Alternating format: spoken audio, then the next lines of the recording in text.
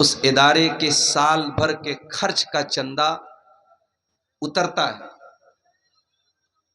اور یہ سسٹم 2009 سے جب سے میں سیمانچل میں آ رہا ہوں میں دیکھ رہا ہوں، اور اس کے پہلے نہ جانے کب سے یہ سسٹم چل رہا ہے۔ اس سسٹم کی اپنی کچھ اچھائیاں بھی ہیں، کچھ خرابیاں بھی ہیں، کچھ مجبوریاں بھی ہیں، اس پر میں بات کر کے آپ کا وقت ضائع نہیں کرنا چاہتا۔ میرے پیچھے 5 بچے ہیں جو اس مدرسے سے قرآن کے حافظ بن کر کے نکل رہے ہیں۔ ہماری اور آپ کی نظر میں قرآن کا حافظ شاید اتنا مہتو نہیں رکھتا، اتنا امپورٹنس ہم نہیں دیتے، اتنی اہمیت ہم نہیں دیتے جتنی دینی چاہیے۔ ذرا رب کے قرآن سے پوچھو کہ حافظ قرآن کا کیا مرتبہ ہے، ذرا جناب محمد رسول اللہ صلی اللہ علیہ وسلم کی حدیثوں کی روشنی میں دیکھو کہ قرآن کے حافظ کا کیا مقام و مرتبہ ہے۔ اللہ کے نبی جلدی کسی پر بد دعا نہیں کرتے تھے۔ سیرت کی کتابیں اٹھا کے دیکھو،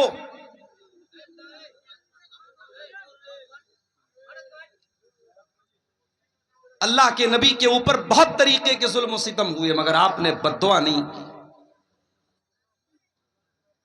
بہت ریئر کیس ایسا ملتا ہے، بہت شاذ و نادر ایسے واقعات ملتے ہیں جہاں اللہ کے رسول کی زبان سے بد دعا کے الفاظ نکلے۔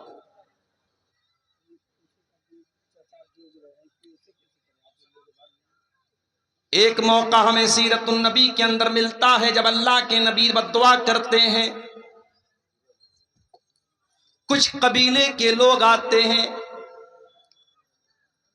اور دھوکے سے فراڈ کر کے، دھوکہ کر کے، فریب کر کے وہ اللہ کے نبی کے 70 ایسے صحابہ جو قرآن کے حافظ تھے، قرآن کے قاری تھے، ان 70 صحابہ کو اپنے ساتھ لے کر کے جاتے ہیں اور راستے میں غداری کر کے، فراڈ کر کے ان 70 صحابہ کو شہید کر ڈالتے ہیں، قتل کر ڈالتے ہیں۔ اللہ کے پیارے نبی کو اتنی تکلیف ہوتی ہے، 1 مہینہ کنٹینیو آپ نماز میں قنوت نازلہ پڑھتے ہیں، ہر نماز کی آخری رکعت میں رکوع کے بعد کھڑے ہو کر کے آپ قنوت نازلہ پڑھتے ہیں، اور قنوت نازلہ میں آپ ان کافروں کا نام لے کر کے، ان کے قبیلوں کا نام لے کر کے بد دعا کرتے ہیں۔ او لوگوں، تمہاری نظر میں قرآن کے حافظ کی اہمیت ہو یا نہ ہو، میرے نبی کی نظر میں قرآن کے حافظ کی اور قرآن کے عالم کی اور قرآن کے قاری کی اہمیت دیکھو کہ قرآن کے قاریوں کے قتل پر اللہ کے نبی کو اتنا غصہ آیا، آپ 1 مہینے تک قنوت نازلہ میں ان کے قاتلوں پر بد دعا کرتے رہے۔ تو قرآن کا حافظ اور قرآن کا عالم بہت اونچا مقام ہے اس کا، اور میں مبارکباد دیتا ہوں ان 5 بچوں کو، ان کے خوش نصیب ماں باپ کو، جس دور میں دنیا نوکری کی طرف بھاگ رہی ہے، دنیا کے علوم اور ڈگری کی طرف بھاگ رہی ہے، آپ نے اپنے بچے کو ایک مدرسے میں بھیجا۔ اور میں یہ بھی جانتا ہوں سیمانچل کے اکثر مدرسے جاگیر سے چلتے ہیں، یہ بچے اپنے گھر کے عزت دار گھر کے بچے ہیں، لیکن جاگیر کی شکل میں یہ کسی کے دروازے پر جا کر کے ٹفن لے کر کے کھانا لاتے ہیں، اپنی عزت نفس کو بار بار کچلتے ہیں، صرف اس لیے کہ یہ قرآن پڑھنے آئے ہیں، ان کا مقصد قرآن سیکھنا ہے، قرآن یاد کرنا ہے۔ اور آج اللہ کے فضل و کرم سے ان کے ہاتھ پر مولانا توحید صاحب نے، میں نے اور دوسرے لوگوں نے دستار باندھی ہے، جو اس بات کی پہچان ہے کہ آج کے بعد سماج میں یہ حافظ جی کے نام سے یاد کیے جائیں گے، یہ حافظ قرآن کے نام سے یاد کیے جائیں گے۔ میں اپنے ان بچوں سے ایک بات کہنا چاہتا ہوں،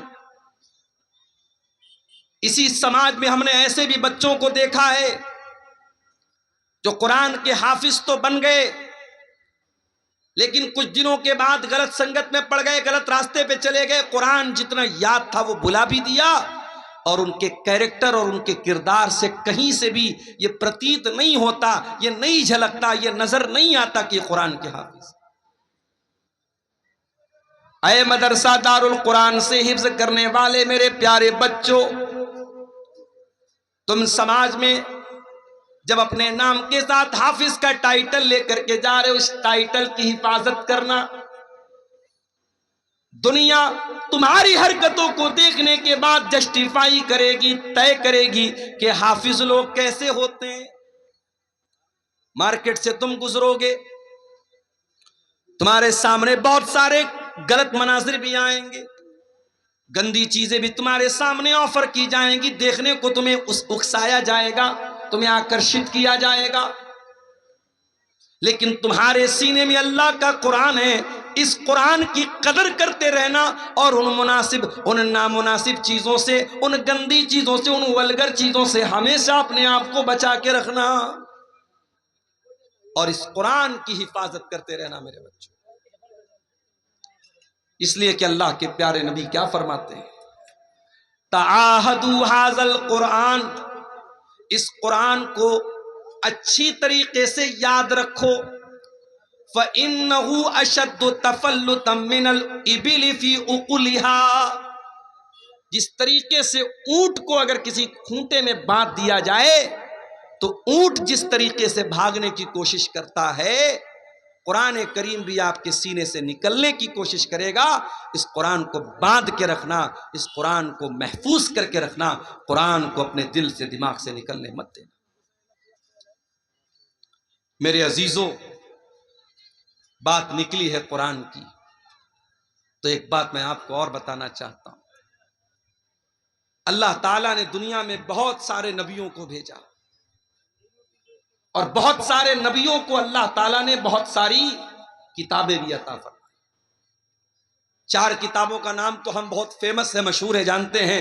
داؤد علیہ السلام کو زبور ملی تھی، موسیٰ علیہ السلام کو تورات ملی تھی، عیسیٰ علیہ السلام کو انجیل ملی تھی، ہمارے نبی کو قرآن ملا تھا، یہ تو ہم جانتے ہیں۔ بہت ساری کتابوں کا نام بھی ہمیں نہیں معلوم، لیکن یہ بات یاد رکھو،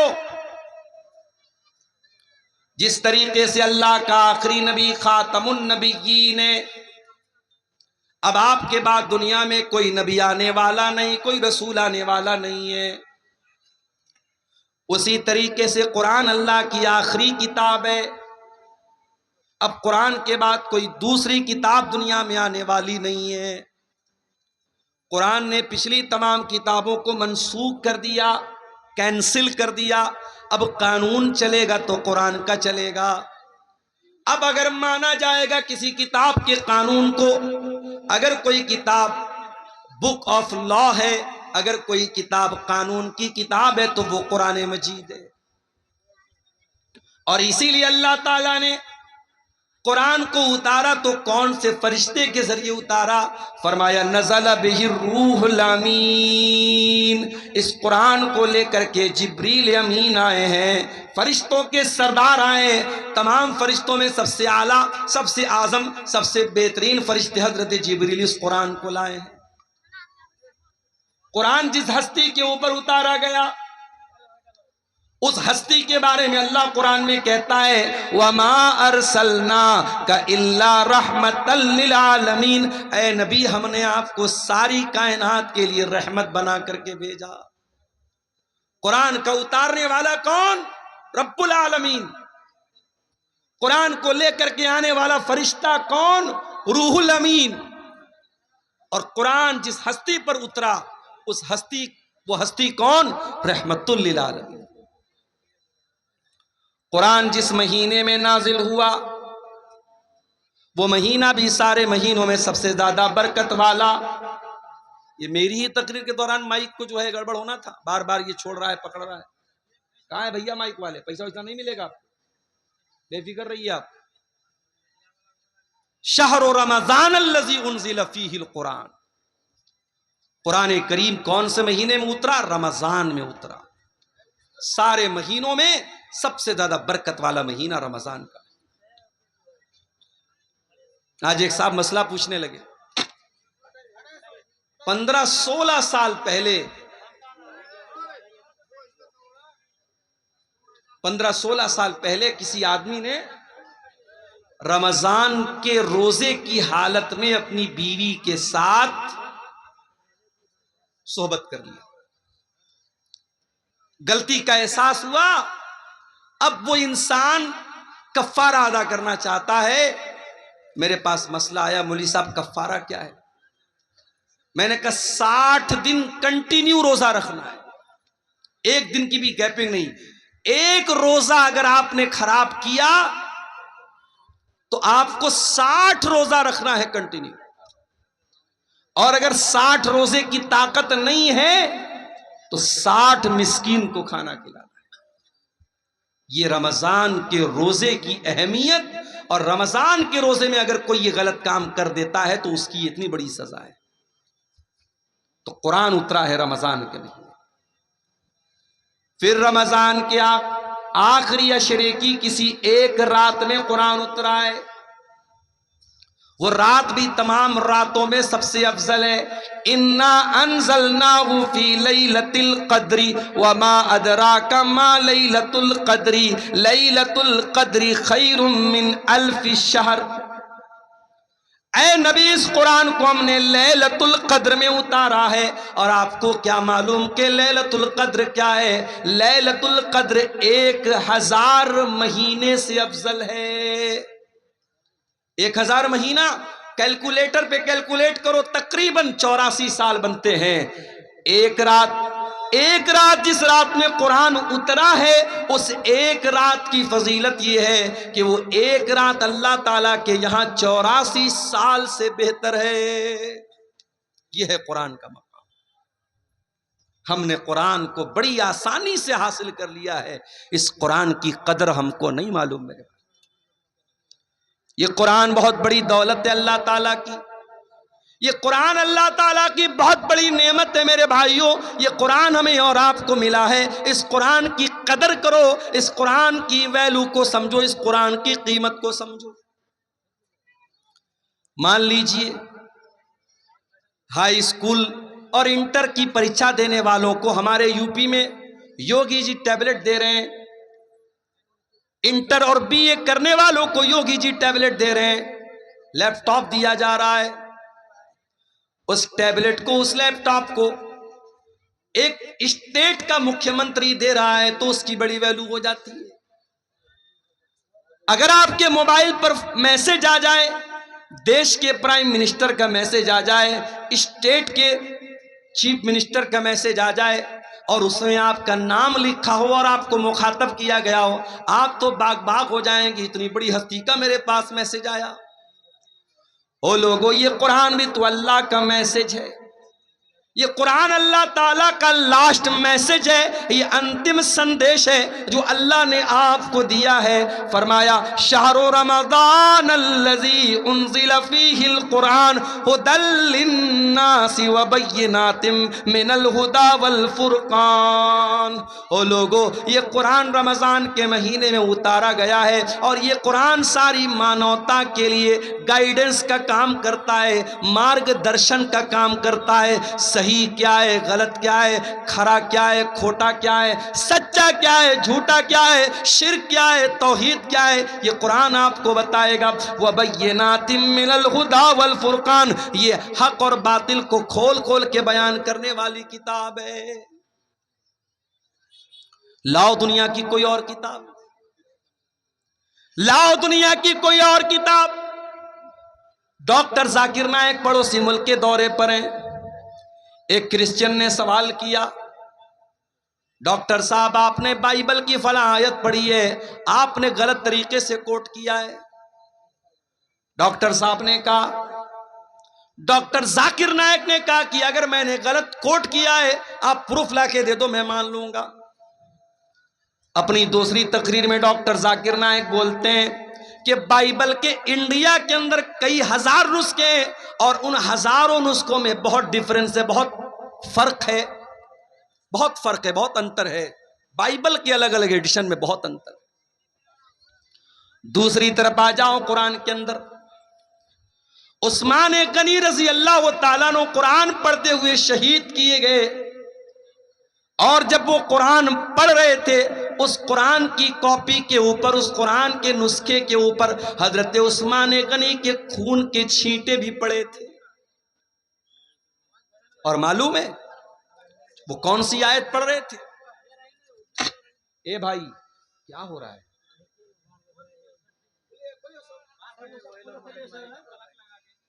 جو بھی جس کی وجہ سے ڈسٹرب ہو رہا ہے نکال سکو، ایک دم کوئی مروت نہیں، نکال دو اس کو، اور ایک دم خاموشی کے ساتھ تقریر سننے دیجیے، ڈونٹ ڈسٹرب، بالکل ڈسٹرب نہیں کرنا۔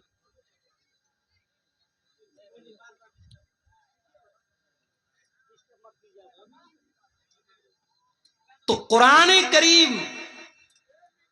عثمان غنی رضی اللہ تعالیٰ عنہ قرآن کی تلاوت کر رہے ہیں، اور قرآن کے جس نسخے پر حضرت عثمان غنی کے خون کے چھینٹے پڑے تھے وہ آج بھی تاشقند کے میوزیم میں وہ قرآن موجود ہے، اور آپ کو جان کر کے آشچर्य ہوگا، حیرت ہوگی کہ اس قرآن میں اور آج ہمارے پاس جو قرآن موجود ہے there is no difference، کوئی انتر نہیں ہے، کوئی فرق نہیں، یہ قرآن کا اعجاز۔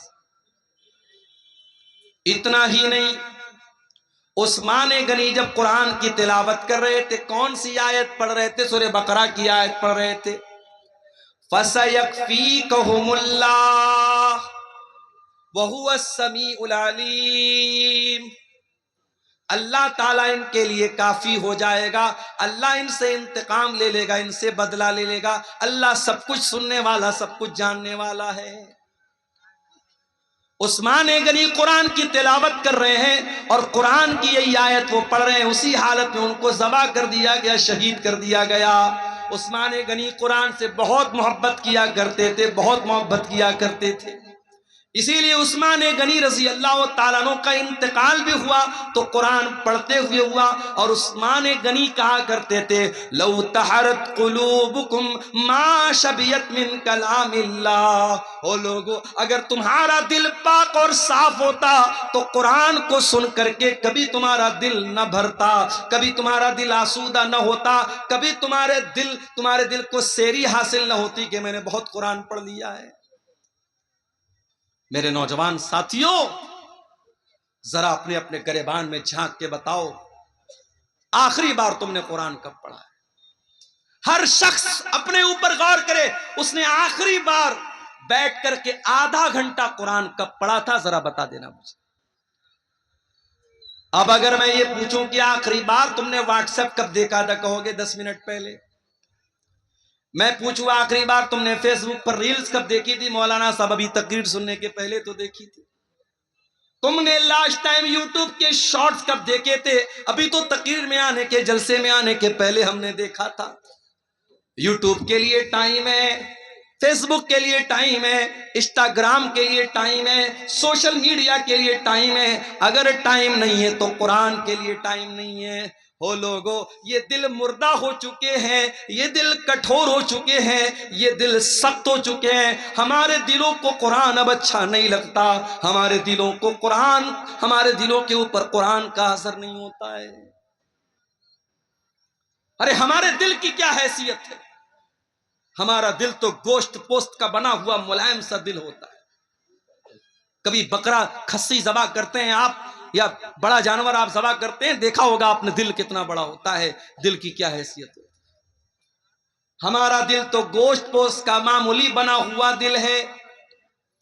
اللہ قرآن میں کہتا ہے، قرآن کے 28ویں پارے میں کہتا ہے، سورہ حشر کی آیت نمبر 21 میں کہتا ہے لَوْ أَنزَلْنَا هَذَا الْقُرْآنَ عَلَى جَبَلٍ لَرَأَيْتَهُ خَاشِعًا مُتَصَدِّعًا مِّنْ خَشْيَةِ اللَّهِ۔ او لوگو، اس قرآن کو ہم نے کسی پہاڑ کے اوپر بھی اتارا ہوتا تو پہاڑ بھی اللہ کے خوف سے ریزہ ریزہ ہو جاتا، پہاڑ بھی اللہ کے خوف سے چور چور ہو جاتا، پہاڑ بھی قرآن کو سہن نہ کر پاتا.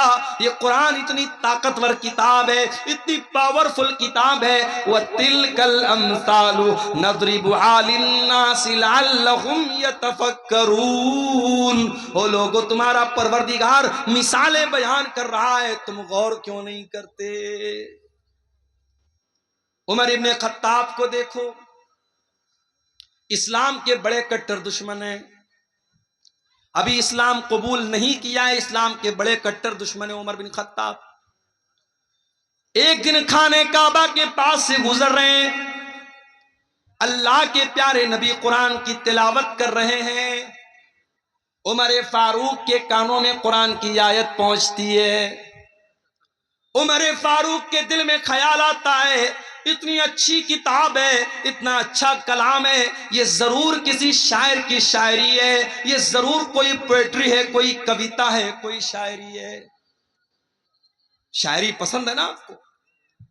ہمارے مئو سے اسید نام کا یہ بچہ آیا ہے. کیوں آیا ہے بھئی؟ آپ کو نعتیں سنا رہا ہے, حمد سنا رہا ہے, کلام سنا رہا ہے. شاعری پسند ہے آپ؟ پچھلے سال ایک پروگرام میں آیا تھا, کہیں پر عدنان پرتاپ گڑھی کو میں نے دیکھا, ان کو بلایا گیا, چھوٹا سا بچہ ہے, اس کو بلایا جا رہا ہے, سفیان کو بلایا جا رہا ہے. شاعری پسند ہوتی ہے انسان کو, شاعری میں ایک اٹریکشن ہوتا ہے. عمر فاروق نے قرآن کو سنا, قرآن اچھا لگا, قرآن دل کو بھایا, قرآن نے دل کو آکرشت کیا. عمر ابن خطاب نے کہا کہ ضرور یہ کسی شاعر کی شاعری ہے.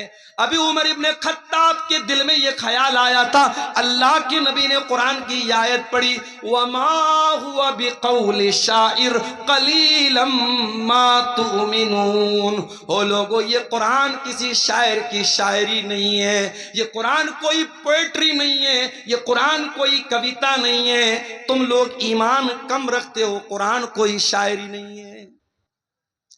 جب یہ خیال ریجیکٹ ہو گیا, حضرت عمر سوچنے لگے کہ اگر یہ قرآن شاعری نہیں ہے تب اتنا اچھا کیوں لگ رہا ہے؟ اس کا مطلب کہ قرآن میجک ہے, قرآن جادو ہے, قرآن کسی کاہن کی کہانت ہے. قرآن کے ذریعے محمد الرسول اللہ ہمارے دلوں کو اپنی طرف مائل کر رہے ہیں. ابھی عمر ابن خطاب کے دل میں یہ خیال آیا کہ اللہ کے نبی نے قرآن کی اگلی آیت پڑھ دی, وَلَا بِقَوْلِ كَاهِنٍ قَلِيلًا مَا تَذَكَّرُونَ. او لوگو, یہ قرآن کسی جادوگر کا جادو بھی نہیں ہے, یہ قرآن کسی کاہن کی کہانت بھی نہیں ہے. تنزیل من رب العالمین, یہ قرآن تو اللہ تعالیٰ نے نازل کیا ہے, رب العالمین نے نازل کیا ہے. حضرت عمر کے دل پر چوٹ لگی, ان کا دل تھوڑا سا سافٹ ہوا, مگر ابھی اسلام انہوں نے قبول نہیں کیا. ایک دن بڑے غصے میں تلوار لے کر کے نکلے. راستے میں ایک صحابی ملے, حضرت نعیم رضی اللہ تعالیٰ عنہ. نے پوچھا, عمر کہاں جا رہے ہو؟ کہا کہ آج میں تلوار لے کر کے نکلا ہوں, آج محمد رسول اللہ کا مرڈر کر دوں گا, نعوذ باللہ, آپ کی ہتیا کر دوں گا, اسلام کا کام تمام کر دوں گا. حضرت نعیم دل ہی دل میں گھبرا گئے, زبان سے انہوں نے ظاہر نہیں کیا. وہ جانتے تھے حضرت عمر بڑے موڈی آدمی ہیں, ان کے موڈ میں آ گیا تو کچھ بھی کر سکتے ہیں. کہا کہ اے عمر, ایک کام کرو, پہلے اپنے گھر جاؤ, تمہاری بہن بھی مسلمان ہو چکی ہے, تمہارے بہنوئی بھی مسلمان ہو چکے ہیں. کہا اچھا, میری بہن اسلام لے آئی, میرے بہنوئی اسلام لے آئے, ابھی چل کے بتاتا ہوں. وہاں سے راستہ بدل دیا. حضرت عمر کہاں پہنچے؟ بہن کے سسرال پہنچے, بہن کے گھر پہنچے. اندر بہنوئی قرآن کی تلاوت کر رہے تھے, قرآن پڑھ رہے تھے. حضرت خباب رضی اللہ تعالیٰ عنہ ان کو قرآن پڑھا رہے تھے. حضرت عمر نے دروازہ کھٹکھٹایا, بہنوئی نے اندر سے پوچھا کون؟ کہا کہ میں عمر ابن خطاب. جلدی سے قرآن کو چھپایا گیا, دروازے کو کھولا گیا. حضرت عمر نے کہا, مجھے پتہ لگا ہے تو نے اسلام کو قبول کر لیا ہے, میری بہن, اتنا غلط کام تم نے کیسے کر دیا؟ اتنا کہنے کے بعد اپنی بہن کو مارنے لگے. بہنوئی بچانے کے لیے آئے, بہنوئی کو بھی مارنے لگے. حضرت خباب تو ایک کونے میں چھپے ہوئے تھے. بہنوئی بھی لہو لہان, بہن بھی لہو لہان. بہن نے کہا کہ اے عمر کان کھول کر کے سن لے، جتنا مارنا ہے مار لے، جتنا ستم کرنا ہے ستم کر لے، اے عمر اب اسلام ہمارے دل کے اندر داخل ہو چکا ہے، اب تو اسلام کو ہمارے دل سے نہیں نکال سکتا۔ حضرت عمر سوچنے پر مجبور ہو گئے کہ وہ بہن جو کل تک اپنے بھائی کی آنکھوں سے آنکھیں ملا کر کے بھی باتیں نہیں کرتی تھی، آج کتنے دھڑلے سے میری باتوں کا جواب دے رہی ہے، اتنی ہمت میری بہن کے اندر کہاں سے پیدا ہو گئی؟ کہا اچھا بہنا یہ بتا، وہ جو تو کلام پڑھ رہی تھی، قرآن پڑھ رہی تھی، کیا میں بھی پڑھ سکتا ہوں؟ کہا نہیں تم نہیں پڑھ سکتے، تم ناپاک ہو، جاؤ پہلے غسل کر کے آؤ۔ حضرت عمر نے غسل کیا، پاک صاف ہو کر کے آئے، قرآن ان کے سامنے رکھ دیا گیا اور قرآن کی سورہ طٰہٰ کی آیتیں انہوں نے پڑھی۔ طٰہٰ ما انزلنا علیک القرآن لتشقی الا تذکرۃ لمن یخشی۔ حضرت عمر پڑھتے چلے جا رہے ہیں، قرآن کی آیتوں کو پڑھتے چلے جا رہے ہیں، اور ان کے سینے میں جو دل تھا وہ اسلام کی طرف مائل ہوتا چلا جا رہا ہے۔ جب تلاوت ختم کر چکے، کہا کہ اے میری بہنا یہ اللہ کا کلام ہے، میں بھی اس پر ایمان لانا چاہتا ہوں، میں بھی اسلام قبول کرنا چاہتا ہوں، میں بھی مسلمان ہونا چاہتا ہوں۔ حضرت سعید بن زید ان کے بہنوئی تھے، ان کو لے کر کے دار ارقم میں پہنچے، جہاں اللہ کے نبی اپنے صحابہ کو لے کر کے چھپے رہتے تھے اور اسلام کی وہیں پر تبلیغ کرتے تھے۔ دار ارقم میں پہنچ کر کے حضرت عمر نے دروازہ کھٹکھٹایا، اندر سے پوچھا گیا کون؟ کہا کہ میں عمر بن خطاب ہوں۔ اندر صحابہ کرام ڈر گئے کہ ارے عمر آئے، پتہ نہیں کیا ارادہ لے کے آئے۔ حضرت حمزہ بھی اسلام لا چکے تھے، انہوں نے کہا کوئی بات نہیں، آنے دو، اچھے مقصد کے تحت آیا ہے تو اچھی بات ہے، برے مقصد کے تحت آیا ہے تو اسی کی تلوار سے اس کو ختم کر دوں گا، آنے دو۔ دروازہ کھولا گیا، حضرت عمر فاروق رضی اللہ تعالیٰ عنہ اندر آتے ہیں اور اللہ کے نبی کے پاس آ کر کے کہتے ہیں اشہد ان لا الہ الا اللہ واشہد انک رسول اللہ۔ اے اللہ کے نبی میں کوئی دشمنی کرنے نہیں آیا، میں کوئی مرڈر کرنے نہیں آیا، میں کوئی ہتیا کرنے نہیں آیا، میں اللہ کی توحید کا اعلان کرتا ہوں اور میں آپ کے رسول ہونے کا اعلان کرتا ہوں۔ اللہ کے نبی نے اللہ کا شکر ادا کیا، کیونکہ آپ نے اللہ سے دعا کی تھی کہ اے اللہ تو دو لوگوں میں سے کسی ایک کو اسلام کی توفیق دے دے، چاہے عمر بن ہشام کو جس کو ابو جہل کہتے ہیں اس کو تو اسلام کی توفیق دے دے، چاہے تو عمر بن خطاب کو دے دے۔ اللہ کو عمر بن خطاب پسند تھے، ابو جہل پسند نہیں تھا، ابو جہل کو ایمان کی دولت نہیں ملی، حضرت عمر کو مل گئی۔ اللہ کے نبی نے اللہ کا شکر ادا کیا اور مسلمانوں نے مل کر کے نعرہ تکبیر لگایا، اتنے زور سے نعرہ تکبیر لگایا کہ پوری مکان کی چھت پھوٹ گئی۔